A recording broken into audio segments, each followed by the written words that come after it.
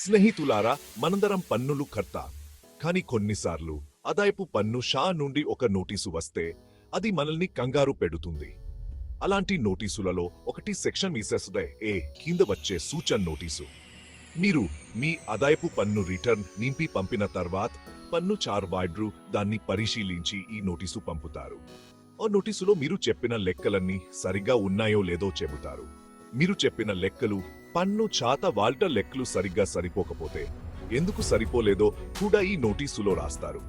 ఉదాహరణకి, మీరు మీ సంపాదన తక్కువగా చూపించి ఉండొచ్చు లేదా మీకు రావాల్సిన దానికంటే ఎక్కువ తగ్గింపులు అడిగి ఉండొచ్చు. ఈ వీడియోలో సెక్షన్ మిహోక్రెట్ ఏ నోటీసు అంటే ఏమిటి, దాన్ని ఎలా అర్థం చేసుకోవాలి, దానికి ఎలా స్పందించాలి అనేది సులభమైన తెలుగులో తెలుసుకుందాం. ఈ నోటీసులు వచ్చినప్పుడు భయపడాల్సిన అవసరం లేదు. సరైన అవగాహన, సరైన చర్యలు తీసుకుంటే చాలు. ముందుగా మీకే కాతే నోటీసు వస్తే దాన్ని సమయానికి చూసుకోవడం చాలా ముఖ్యం. చాలా మంది ఈ నోటీసులను పట్టించుకోరు, కానీ అది సమస్యను మరింత పెద్దది చేస్తుంది. మీరు చేయాల్సిన మొదటి పని నోటీసును జాగ్రత్తగా చదవడం. నోటీసులో ఏం రాశారో అర్థం చేసుకోవడానికి ప్రయత్నించండి. నోటీసులో చెప్పిన విషయాలతో మీరు అంగీకరిస్తే ఒకలా, అంగీకరించకపోతే మరోలా చేయాలి. మీరు నోటీసులో చెప్పిన దాంతో అంగీకరిస్తే మీరు ఏమీ చేయనవసరం లేదు. పన్ను షాప్ వాళ్ళు మీ పన్ను బాధ్యత సరిచేసి మీరు ఎంత పన్ను కట్టాలో లేదా మీకు ఎంత తిరిగి వస్తుందో చెబుతారు. మీరు నోటీసులో రాసిన దాంతో అంగీకరించకపోతే మీరు పన్ను చాక్ వాళ్ళకి సమాధానం పంపాలి. మీ సమాధానంలో మీ వాదనకు మద్దతుగా కావాల్సిన డాక్యుమెంట్లను జత చేయాలి. ఉదాహరణకు, మీరు మీ ఆదాయాన్ని తక్కువగా చూపించలేదని, మీరు అడిగిన తగ్గింపులు సరైనవని మీరు భావిస్తే మీ ఆదాయం తగ్గింపులకు సంబంధించిన రుజువులు మీరు చూపించాలి. సరైన సమాధానం డాక్యుమెంట్లతో మీరు ఈ సమస్యను సులభంగా పరిష్కరించుకోవచ్చు. గుర్తుంచుకోండి, భయపడటం లేదా పట్టించుకోకపోవడం సమస్యను పెద్దది చేస్తుంది. సరే, ఇప్పుడు మనం బకారై 1 ఏ నోటీసులు రాకుండా ఉండటానికి ఏం జాగ్రత్తలు తీసుకోవచ్చో చూద్దాం.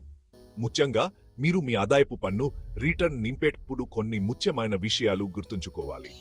ముందుగా, మీరు మీ ఆదాయపు పన్ను రిటర్న్లో అన్ని వివరాలు కరెక్ట్గా పూర్తిగా రాయాలి. మీ సంపాదన, తగ్గింపులు, పెట్టుబడులు, ఇతర ఆర్థిక లావాదేవీలకు సంబంధించిన అన్ని వివరాలు ఇవ్వాలి. రెండోది, మీరు లెక్కల్లో తప్పులు చేయకుండా జాగ్రత్తగా ఉండాలి. చిన్న చిన్న తప్పులు కూడా పెద్ద సమస్యలకు దారితీయచ్చు.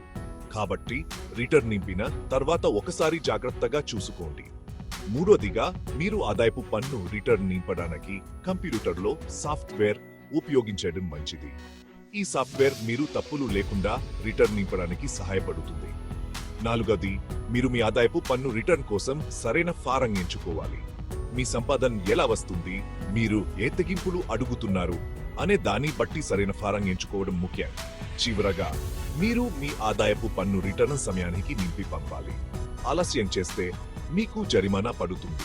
ఈ సాధారణ జాగ్రత్తలు తీసుకోవడం ద్వారా మీరు కార్యవాహక నోటీసులు రాకుండా చూసుకోవచ్చు. మీ పన్ను చెల్లింపు ప్రక్రియను సులభతరం చేసుకోవచ్చు. స్నేహితులారా, పన్నులు మన బాధ్యత. వాటిని సక్రమంగా చెల్లించడం ద్వారా మన దేశాన్ని ముందుకు తీసుకెళ్లడంలో మన పంగు ఉంటుంది. పన్నుల గురించి సరైన అవగాహన కలిగి ఉండటం, నిబంధనలు పాటించడం, అవసరమైతే నిపుణుల సహాయం తీసుకోవడం ద్వారా పన్ను చెల్లింపు ప్రక్రియను సులభతరం చేసుకోవచ్చు. సెకండ్, మీరు ఏ నోటీసులు వస్తే భయపడాల్సిన అవసరం లేదు. సరైన అవగాహన, సరైన చర్యలు తీసుకుంటే చాలు. మీకు ఏవైనా సందేహాలు ఉంటే దయచేసి కింద కామెంట్ చేయండి. మీ ప్రశ్నలకు సమాధానం ఇవ్వడానికి మేము సిద్ధంగా ఉన్నాము. వివరములకు మరియు సర్వీసు కొరకు సుసంత్ అకౌంట్స్ 99490960